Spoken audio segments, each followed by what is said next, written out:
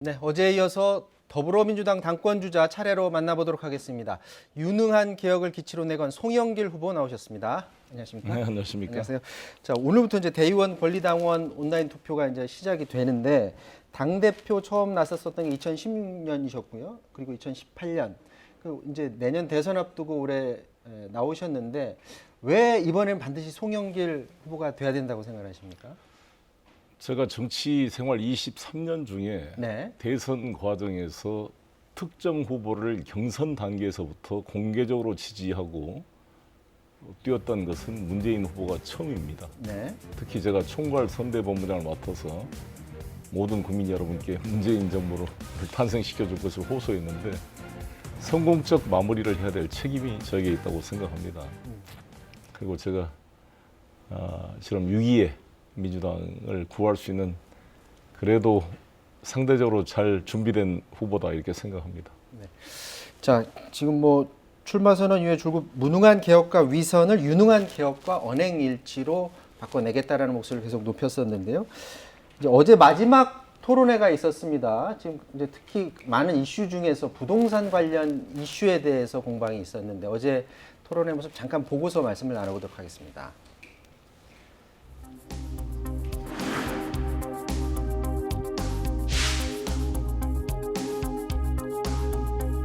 송영길 후보 계속해서 그 LTV DTI를 90%까지 하자. 처음 구입하는 사람들에 대해서 이렇게 90%까지 하면 박근혜 정부 때도 80%까지 하면서 빚내서 집 사라 이런 사인을 보내서 이게 급등이 시작이 되는 건데 박근혜 정부 때 LTV 80%는 모든 주택 소유자한테 다 적용이 된 겁니다. 이것과 제가 주장은 근본적으로 다르기 때문에 비유가 차원이 다르다고 말씀을 드리고요. 90%까지 가는 것은 매우 심각한 문제입니다. 원금과 이자를 갚는 것이 그야말로 자기 소득의 상당한 부분을 낼 수밖에 없게 되고 디딤돌 대출 같은 경우는요. 현재 상한가 2억밖에 안 돼요. 2억 이상 되지도 않습니다. 집도 5억 이상은 안 됩니다. 그리고 악성 부채라고 말씀하시는데 실제로 이렇게 정상적인 은행 대출을 규제하게 되면은 제2금융권에 의존을 해서 훨씬 더 악성 15% 이상이 넘는 악성 부채로 우리 젊은이들이 연끌을 해서 시달리고 있습니다. 정상적인 대출 통로를 뚫어줘야 된다는 게 제 생각입니다. 지금 송영길 의원님이 내놓으신 그 공약 중에 제일 공격 많이 받는 부분이 저 부분인 것 같아요. LTV DTI 90% 완화 부분에서 이 부분을 계속 공격을 받고 계신데 이 부분을 좀 명확히 좀 해주세요. 그러니까 이게 무주택자한테 모든 무주택자들은 LTV DTI 90% 완화해서 1금융권 모두가 다 해당된다는 얘기인지 아니면 정부에서 지원받는 대출의 경우만 저렇게 해서 해자는 건지 그게 제일 궁금하거든요. 공격을 받고 있는 게 아니라 환영을 받고 있습니다. 네. 많은 청년들이나 신혼부부들이 제가 말씀드리는 것은 다른 후보들한테요. 네. 제가 당 대표가 되고 나면 구체적인 것은 정부랑 협의를 하겠습니다. 제가 이 후보 상황에서 일일이 수치를 이야기하면 또 당정 혼란 이런 얘기를 할 수밖에 없기 때문에 일단 저의 핵심 취지는 실수요자 대책을 만들겠다는 거 아닙니까? 지금 이사 부동산 공급 대책이 2025년까지 83만 원을 공급하겠다는 최초의 제대로 된 공급 대책이 나왔어요. 저는 이 공급 대책이 잘 성공하도록 뒷받침할 것입니다. 근데 문제는 아무리 집을 공급해도 금융이 제공되지 않으면 일반 서민들이 현금 부자가 아닌 이상 은행 대출이 없이 살 수가 없는 건데 이것을 막아버리면 제2금융권 대출에 의존하게 돼서 집값이 계속 상승하니까 더 다중 채무에 시달리게 된다는 거죠. 그래서 저는 그러한 실수요자 대책으로 LTV DTI 아까 2억, 5억 이러한 상한선 문제도 같이 포함해서 정부와 긴밀히 협의해 보겠습니다. 이제 구체적으로 말씀을 안 해주시는데 이제 이게 궁금한 이유가 서울에 이제 평균 아파트 가격이 한 11억이 넘거든요. 근데 네. 그거 LTV 90%라면 10억을 빌려서 집을 사게 해주겠다라는 거냐라고 물어볼 수가 있는 부분이 있거든요. 아니, 그러니까 현재 5억으로 돼 있는 거 아니에요. 그리고 이 지금 대한민국이 서울만 있는 게 아니잖아요. 많은 지금 부산이나 다른 모든 지방 도시도 마찬가지이기 때문에 서울로만 중심으로 말할 수는 없다고 보여지고요. 그 구체적 사안들은 당정 회의를 통해서 정리하겠습니다. 구체적 사항은 나중에 왜냐하면 당정 회의 이후에 왜냐하면 이 말씀드리겠다는 거죠. 후보 시절에 제한된 정보를 가지고 구체적 디테일을 말할 수는 없어요. 대신 문재인 대통령께서도 실수요자 대책을 세우라고 이렇게 말씀을 주셨던 거 아닙니까? 그래서 네. 함께 같이 검토하겠습니다. 자, 그 다주택자들한테 그 양도세 완화 부분도 이제 강조를 하셨는데 그 양도세 완화 부분에서 특히 이 저희 프로그램에서 관련해서 토론을 하면 항상 국민의힘에서 그 부분을 많이 주장을 했었거든요. 네. 그러면 그 부분은 전향적으로 현 정부도 이제 태도를 바꿔야 된다 이런 입장이신가요? 지금 이제 종부세가 다주택자는 6억, 1가구 고가 주택의 경우는 9억으로 돼 있어요. 9억 이상부터 종부세가 부과되는데 다주택자는 6억 유지해야 되는데 한 가구 가지고 있는 사람들이 집값이 올랐다 그러지만 자기가 이 집을 팔아서 수익이 생긴 것도 아닌데 그냥 살고 있는 집인데 왜 정부가 집값 올려놓고 세금 올리느냐 이렇게 불만을 표시하는 거 아닙니까? 네. 그래서 저희 정부가 이 1가구 고가 주택에 대해서는 공제 제도를 마련해 놨어요. 60세, 65세 이상 되면 뭐 40%까지 그다음에 보유 연수에 따라 15년, 10년, 5년 이렇게 해서 20%, 40%, 50%까지 돼서 총 실링 80%까지 공제할 수 있는 제도가 돼 있는데 네. 이거를 보유 연수에 따라 좀 더 공제 제도를 다양화시켜 보자. 그리고 5년부터 3년까지 구간을 만들어서 저는 절충을 해보자 이런 생각을 가지고 있고 또 집값만 올랐지 이게 실현되지 않는 소득인데 이 현금 지출을 요구하는 과세를 하게 되면은 부담이 된다 하니 이 문제는 집값이 올린 부분을 디지털 화폐로 유동화시켜서 과세 기간을 이연시켜 보자라는 제도를 제가 구상해서 가지고 있습니다. 그거를 한번 대표가 되면 정부랑 협의하겠습니다. 자, 이 부분도 하나 또 여쭤보도록 하겠습니다. 그 자영업자 소상공인 영업손실 관련해서 이 소급 적용하는 문제에 있어서 민주당에서 이제 처음에 많은 얘기들이 나왔었던 건 소급 적용에 대해서 굉장히 적극적인 얘기를 했었는데 최근에는 오히려 이제 국민의힘에서는 관련해서 당론까지 채택했는데 이번 임시국회에 사실 민주당에서 결정이 안 돼서 지금 미뤄지게 되는 상황이거든요. 이 소급 적용 문제는 어떻게 해결이 돼야 된다고 보십니까? 저도 원칙적으로 찬성을 하는데 지금 기재부는 아무래도 이런 문제에 대해서 신중하잖아요. 왜냐하면 우리 재정이 충분해서 되는 게 아니라 어찌됐든 돈을 찍어내고 재원을 또 해야 될 방안들이 여러 가지로 이제 고민이 되기 때문에 그럴 것입니다. 그래서 이 손실법은 기본 저는 입장이 국가가 영업을 제한해가지고 매출이익이 떨어진 거란 말이에요. 아니 봉건제도 제가 항상 강조하듯이 흉년이 생겨서 소출이 떨어지면 소장료도 깎아주는데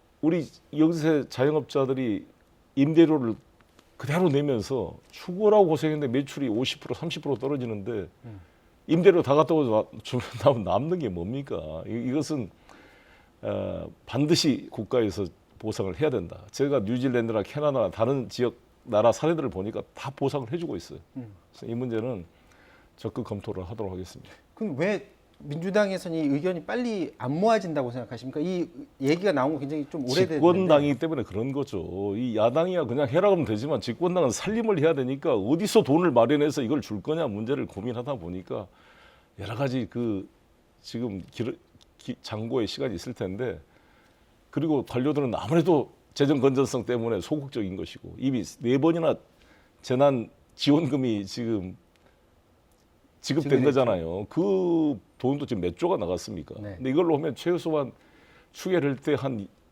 몇 조가 될지 추계도 좀 불확실한데 2조에서부터 20조까지가 지금 이야기가 되고 있는데 제가 추계 내용을 자세히 한번 살펴보고 재정 여건이 어디까지 허용될 것인지를 검토하도록 하겠습니다. 자, 이제 야당과의 협치 얘기 좀 해보도록 하겠습니다. 국민의힘에서는 법사위원장 이것만큼 반드시 국민의힘으로 와야 된다라고 지금 말을 하고 있는데 사실 윤호중 원내대표 생각이 지금 다른 것 같습니다. 이 문제 관련해서 이거는 당 대표가 되시더라도 이 관련 일은 다 원내대표가 처리하는 게 맞다 이렇게 보십니까?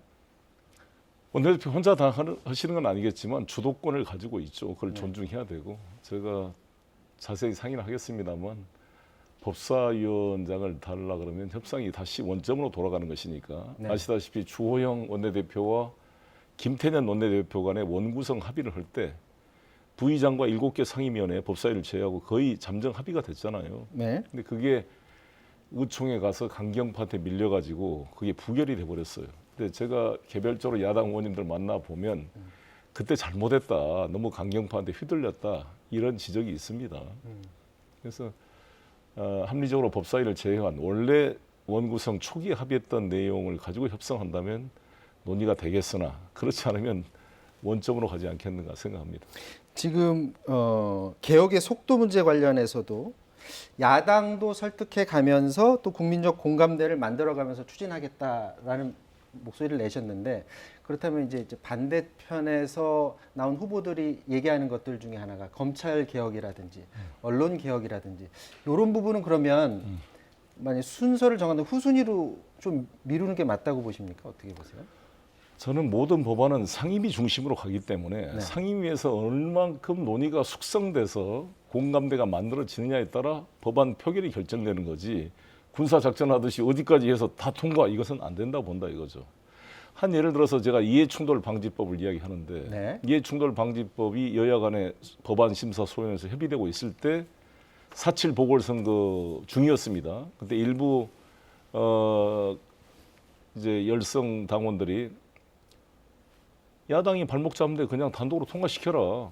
근데 저는 그거는 신중해야 된다고 봤습니다. 왜냐하면 야당이 이해충돌방지법을 반대하는 게 아니었거든요. 찬성하는데 재정법이기 때문에 신중 검토하자 그러는데, 그 며칠을 안 기다려주고 이 선거 때 우리가 개혁정당이고 야당은 반개혁으로 낙인 찍기 위해서 강행 통과를 했다. 그럼 국민이 그걸 동의하겠습니까? 왜냐하면 이해충돌방지법은 190만 명의 공무원과 관련 가족 500만 명한테 적용되는 대단히 사적 자유를 제한할 수 있는 그러한 법인데, 공공성에 따라서 여당 단독으로 강행 통과한 것은 대단히 부담이 클 뿐만 아니라, 이번에 좀 기다렸더니 결국 합의가 됐잖아요. 여야가 소위원회 합의가 됐습니다. 그래서 지금 합의된 내용을 보면 국민권익위가 제출한 것보다 더 강화됐어요. 오히려 여야 합의된 게. 뭐 일부 언론은 또 뭐 누더기다 이렇게 비판하지만, 내용을 보면 원래 비밀 정보를 이용해서 사적 투기를 할 경우에 통제되던 것을 미공개 정보로 대상이 확대되었고요. 또 제3자한테 미공개 정보를 이용해서 이익을 줄 경우에 그 3자의 이익을 몰수하고 처벌할 수 있도록 확대가 된 것입니다. 그러니까 우리가 할 말이 없잖아요. 오히려 무조건 야당은 안 된다라고 규정하면 안 되고, 사안별로 야당이 동의하는 것은 집중 합의해서 합의 표결하는 게 가장 좋은 것이고, 공수처법처럼 누가 봐도 이거를 막으려고 발목을 잡으면 우리가 단독 표결을 하더라도 국민이 지지해 준다 이거죠. 가능한 범위 내에서는 야당과의 협의와 대화가 굉장히 중요하다라는 점을 강조를 하시는 그렇습니다. 거로 받아들이면 우리가 되겠네요. 남북 대화도 지금 하자는 이 민주당이 야당과 대화를 못 한다는 것은 좀 그렇죠. 네. 근데 야당이 이제 정말 필요한 법을 발목 잡게 하면 그때는 우리가 강행 통과시킬 수 있는 힘이 있기 때문에 일단은 야당을 성의를 다해 설득하는 것이고, 또 국민의 공감을 얻으면서 해가야 된다 이렇게 생각합니다.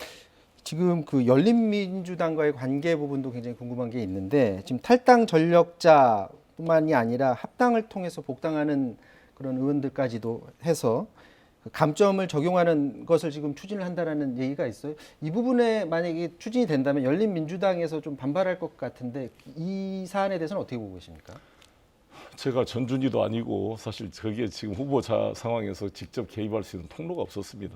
제가 당대표가 난 이후에 자세히 살펴보겠습니다. 자, 그러면 이 공정한 대선 경선 관리, 이게 굉장히 당 대표로서는 굉장히 중요한 사안입니다. 그런데 당헌대로라면 이제 9월까지 대선 후보를 만들어야 되는데, 흥행을 위해서는 이 9월에 하면 안 되고 좀 미뤄야 된다라는 목소리 역시 당 내에서 지금 나오고 있습니다. 이거는 좀 생각을 해보셨겠죠? 이거 미루는 거에 대해서는 어떻게 생각하십니까?